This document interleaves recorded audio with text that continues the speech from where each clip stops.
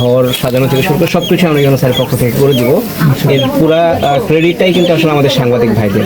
ওনারা যদি এটা সংবাদপত্রের মাধ্যমে আমাদের সামনে না নিয়ে আসতেন তাহলে হয়তো এই মানুষ প্রথমেই ধন্যবাদ জানাই আমাদের সাংবাদিক ভাইদেরকে, এবং এরপরে ধন্যবাদ জানাই হচ্ছে আপনাদেরকে যে আপনারা এইরকম একটা মানবিক কাজ করছেন। আমরা খুবই খুশি হলাম। সিরাজগঞ্জের রায়গঞ্জে স্বদেশের খবর ও বিভিন্ন গণমাধ্যমে সংবাদ প্রকাশের পর উপজেলা প্রশাসনের সহায়তায় স্বস্তি ফিরেছে এক অসহায় অন্ধ ও শ্রবণ প্রতিবন্ধী হাজেরা খাতুনের।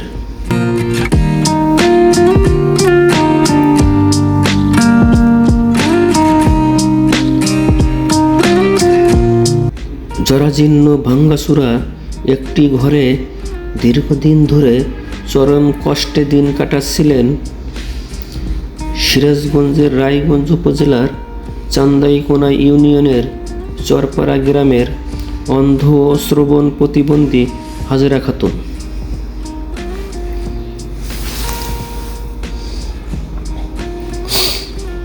স্বদেশের খবরে তার মানবেতর জীবনের খবর প্রকাশের পর বিষয়টি নজরে আসে উপজেলা প্রশাসনের। সোমবার দুপুরে হাজেরা খাতুনের বসতঘর উপজেলা নির্বাহী কর্মকর্তা আব্দুল খালেক পাটোয়ারির নির্দেশে পরিদর্শন করেন উপজেলা সহকারী কমিশনার ভূমি মাসুদ রানা। এ সময় হাজেরা খাতুনকে শীতবস্ত্র হিসাবে 4টি কম্বল, চাল ডাল তেল সহ নিত্য প্রয়োজনীয় খাদ্য সামগ্রী ও নগদ অর্থ সহায়তা প্রদান করা হয়। পাশাপাশি তার জন্য একটি টিন শেড, নিরাপদ ঘর নির্মাণ ও প্রয়োজনীয় আসবাবপত্র দেওয়ার আশ্বাস দেন উপজেলা সহকারী কমিশনার ভূমি মাসুদ রানা। এ সময় হাজেরা খাতুনের মতো অসহায় মানুষের পাশে সবসময় আছে উপজেলা প্রশাসন। উপজেলা নির্বাহী কর্মকর্তা সার্বিক তত্ত্বাবধানে তার জন্য প্রয়োজনীয় সহায়তা দেওয়া হচ্ছে, যাতে তিনি মর্যাদাপূর্ণভাবে জীবনযাপন করতে পারেন। গণমাধ্যমের কারণেই বিষয়টি দ্রুত আমাদের নজরে এসেছে।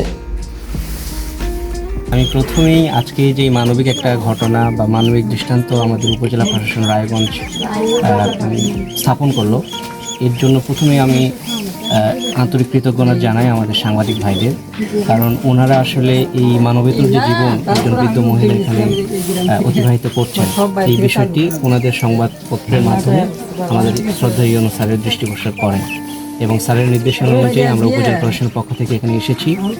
এবং এসে আমরা যা দেখলাম আসলে এটা অত্যন্ত হৃদয় বিদারক। এবং এই বৃদ্ধা যে অসহায় আমাদের নারী রয়েছেন, উনি আসলে কানে শোনেন না এবং চোখেও দেখেন না।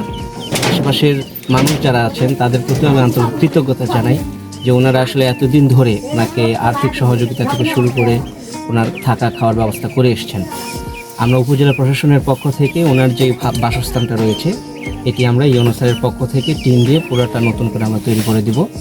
ওনার এখানে আরামদায়কভাবে শীতের মধ্যেও যেন উনি কষ্ট না পান, এই জন্য ওনার তোষক থেকে শুরু করে বেডিংপত্র যা লাগে এটা আমরা দিয়ে দিব।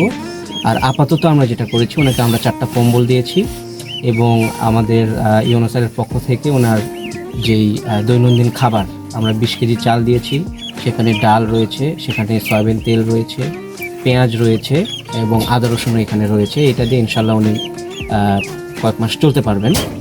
এরপরেও ওনার যে রকমের আর্থিক সহায়তার প্রয়োজন পড়বে আমরা উপজেলা প্রশাসন এবং উপজেলা ভূমি অফিসের পক্ষ থেকে আমরা এটা দেখব।